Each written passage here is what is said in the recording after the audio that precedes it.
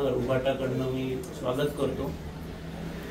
आज मी तुम्हाला इकडे पत्रकार परिषदेसाठी याच्यासाठी बोलवलेलं आहे की आम्ही या सावंतवाडी नगर परिषद निवडणूक ही पूर्ण ताकदीने लढवणार आहोत। मागे पण मी आपल्याशी बोललो होतो की आम्ही पूर्ण 20च्या 20 जागा आणि नगराध्यक्षाची एक अशा 21 जागा आम्ही लढवण्यासाठी स्वबळाची तयारी केलेली आहे। पण याचा अर्थ असा नाही आहे की आम्ही आमच्या महाविकास आघाडीतील इतर घटक पक्षांना दुखावून कोणत्या गोष्टी करणार आहोत। आम्ही आमची तयारी ठेवलेली आहे, त्याप्रमाणे त्यांनी त्यांची तयारी ठेवल्यानंतर उमेदवारांमध्ये ठरेल की बाबा कुठे त्याची निवडून येण्याची क्षमता आहे। अशांना आपण एकत्र घेऊन आमच्या वरिष्ठ पातळीवरचे जे काही नेते आहेत ते या बाबतीत निर्णय घेतील।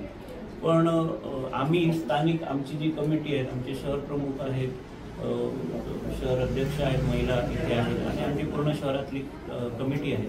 तर आमचा सर्वांचं असं हे आहे की नगराध्यक्षाची जी सीट आहे ही आम्हीच लढवणार आहोत आणि त्याच्यासाठी आम्ही आग्रही आहोत। सीटच्या बाबतीत इतर नगरसेवकांच्या सीटच्या बाबतीत आम्हाला वरून असे हे आहेत निर्देश आहेत की महाराष्ट्र नवनिर्माण सेनेला सोबत घेऊन चालायचे, तर त्यासाठी सुद्धा आम्ही काही जागा ठेवलेल्या आहेत। सध्याच्या परिस्थितीत आम्ही विषयी जागांची तयारी झालेली आहे आमची।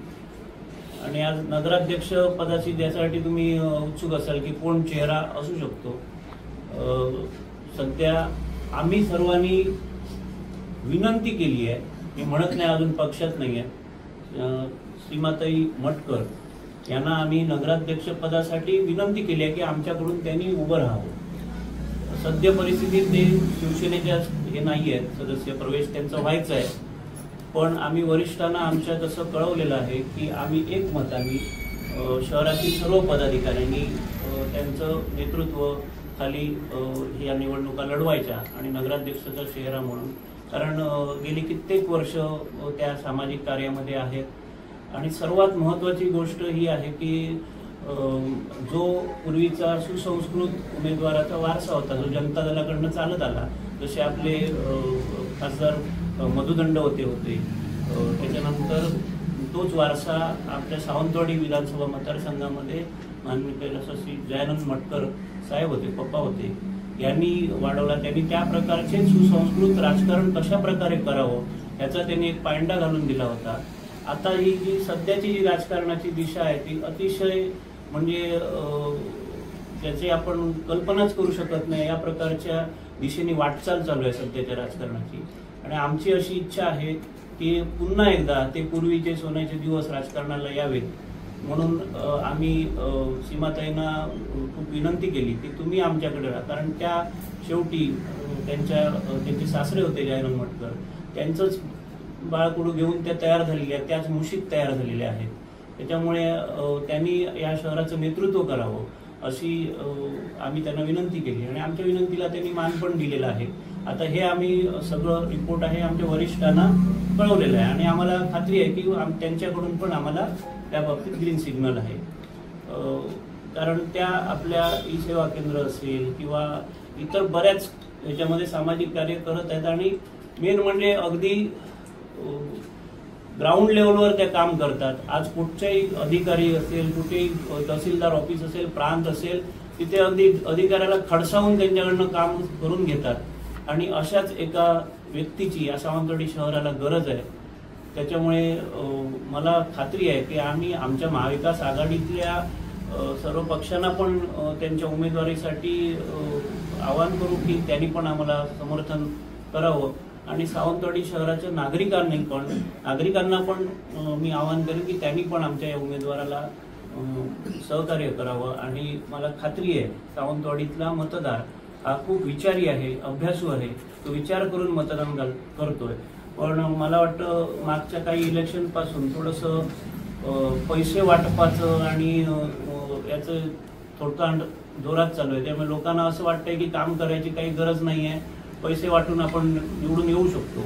आणि मी गेल्या वेळी बोलल्याप्रमाणे प्रेसमध्ये हा जो पैशाचा जो भ्रमाचा भोपळा आहे हा यावेळी हे सर्व सावंतवाडीतले सजग नागरिक जे आहेत तो फोडणार आहेत आणि सावंतवाडीतला मतदार यावेळी विकला जाणार नाही अशी सर्व नागरिकांची एक ठाम भावना आहे। कारण आम्ही ज्यावेळी लोकांमध्ये फिरतो त्यावेळी लोकांच्या ह्याच भावना आहेत की हे सगळे चोरीचे पैसे आणतात आणि लोकांना विकतच घेतात। आज वीज बिलं बेफाम येत आहेत, ज्यांची बिलं 500 रुपये यायची त्यांची 2,000 रुपये बिलं येत आहेत। म्हणजे एका बाजूनी तुम्ही पैसे वाटताय मतासाठी आणि दुसऱ्या बाजूनी काढून घेताय, अशी पद्धत चालू आहे।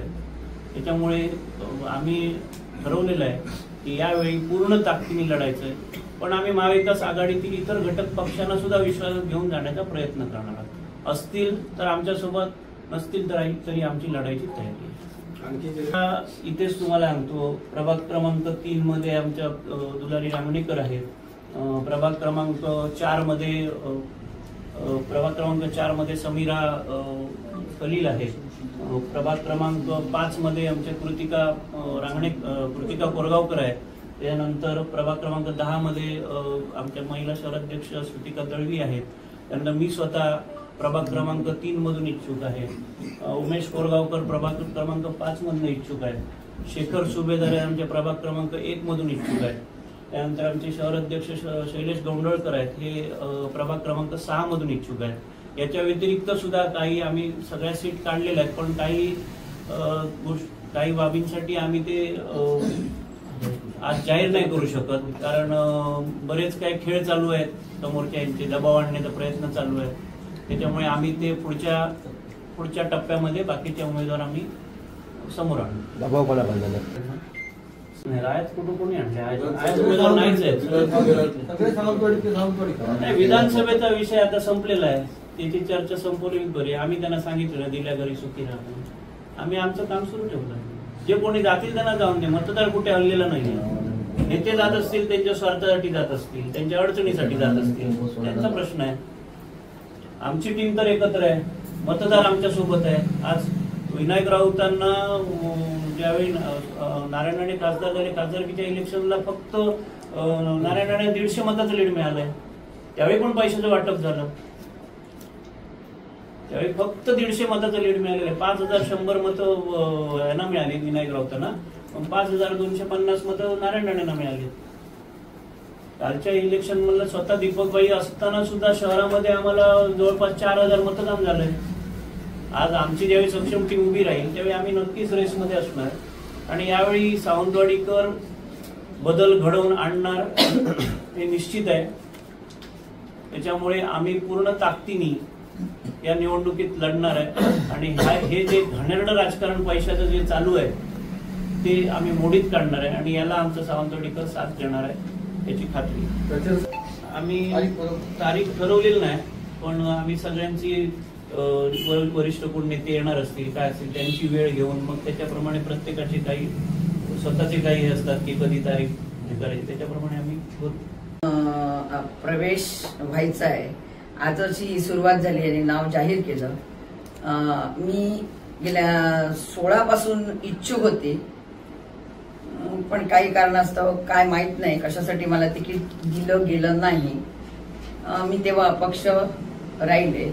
पण आता हे गेला 1 महिना यांची मला जवळजवळ 1 महिना हे मला खूप विनंती करत आहे, मग मी यांच्या विनंतीला मान देऊन म्हटलं जो माझ्या दारी माझी कुवत ओळखून आलाय त्याला आपण मान द्यावा, आणि सासऱ्यांचे आशीर्वाद आणि त्यांच्या समाजवादीचा वसा घेऊन मी आता पुढे वाटचाल करते। बघू आता माझ्याबरोबर कोण कोण येतात, सगळ्यांच्या कानावर घालायचं आहे। आज ही पहिलीच प्रेस आहे माझी, त्यामुळे अजून मी बहुतेक जणांच्या कानावर हे जायचं आहे, बघू काय काय होतं।